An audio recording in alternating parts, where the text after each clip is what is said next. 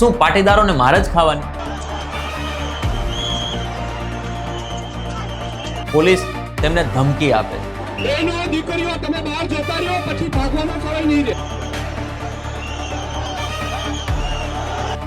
દોસ્તો, પાટીદાર સમુદાયની તો ભાજપ સાથે નાળી અને નાભી જેવો સંબંધ છે.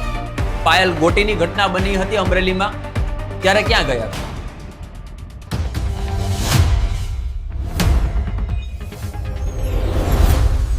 અનામત આંદોલન હોય કે સુરતની કાલની ઘટના, શું પાટીદારોને માર જ ખાવાની? આંદોલન કરે તો માર, સવાલ કરે તો માર, અને વિરોધ કરે તો પણ માર. પાટીદારોને માર ખવડાવીને અનેક લોકો નેતાઓ બની ગયા, અનેક ધારાસભ્યો બની ગયા, પરંતુ સામાન્ય પાટીદારોનું શું? એ તો ત્યાં ને ત્યાં જ રહ્યા. આ એટલા માટે કહી રહ્યો છું કે ગઈકાલે સુરતમાં એક સગીર દીકરી પર અડપલાનો કેસ સામે આવ્યો અને તમામ લોકો, જે પાટીદાર સમાજના જે લોકો છે, આગેવાનો છે, એ પોલીસ સ્ટેશને પહોંચે છે અને ન્યાયની અપીલ કરે છે. પરંતુ પોલીસ સામે શું કરે છે? પોલીસ તેમને ધમકી આપે છે. એનો વિડીયો પણ સામે આવ્યો છે, તમે પહેલા આ વિડીયો જો. 10 જણા રજૂઆત કરવા રહ્યો, બહેનો દીકરીઓ તમે બહાર જતા રહ્યો, પછી ભાગવાનો સમય નહીં રહે. 10 માણસો રહ્યો, 10 માણસ સિવાય જતા રહ્યો. તમને નથી જોયું? તમને નથી જોયું ને? 10 મિનિટ આપીએ છીએ. આ સાહેબ ખુલ્લેઆમ ધમકી આપે છે.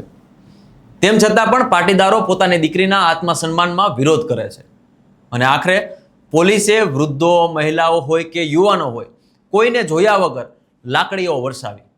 અને એવા સમાચારો પણ સામે આવે છે કે આજે લાઠીચાર્જ કરવામાં આવ્યો, એમાં અનેક લોકો ઘાયલ પણ થયા છે.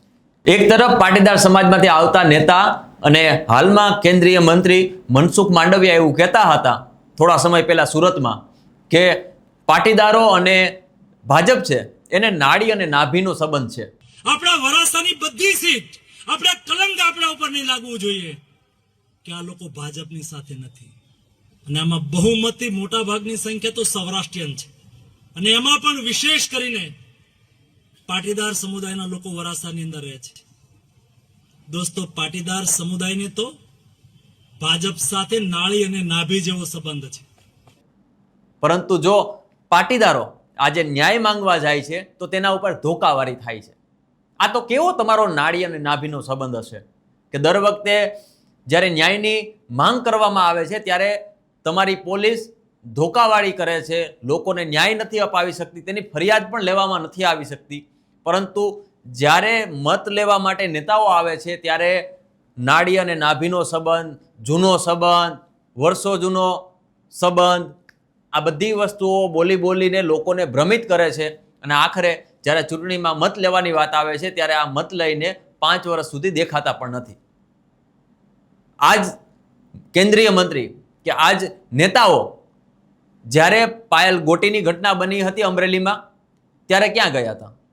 ત્યારે એક પણ નેતા જે પોતાને અત્યારે જે એવું કહે છે કે પાટીદારો અને ભાજપના જે સંબંધો છે નાડી અને નાભી જેવો છે, તો એ પાયલ ગોટી વખતે કેમ ન સામે આવ્યા?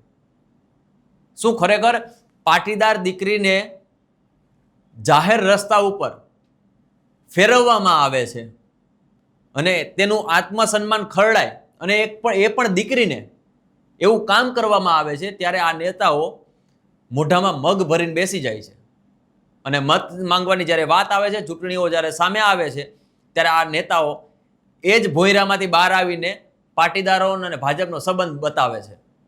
શું ખરેખર આ સંબંધો સાચો છે કે માત્ર નામનો જ છે?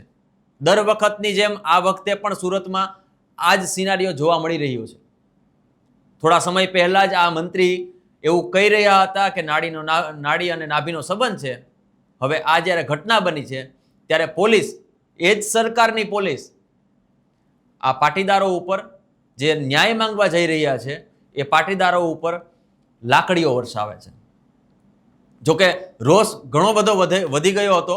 આથી પોલીસે પણ પોતાનું કામ કર્યું અને પોલીસે એ વ્યક્તિનું આજે રિકન્સ્ટ્રક્શન પણ કર્યું. ને આ દરમિયાન જેટલા પણ લોકો હતા, ત્યાં સ્થાનિક લોકો હતા જે આ રિકન્સ્ટ્રક્શન વખતે ત્યાં લોકો જેને જોવા આવ્યા હતા, એનો પણ ખૂબ વિરોધનો સામનો આ ભાજપ સરકારને કરવો પડી રહ્યો છે.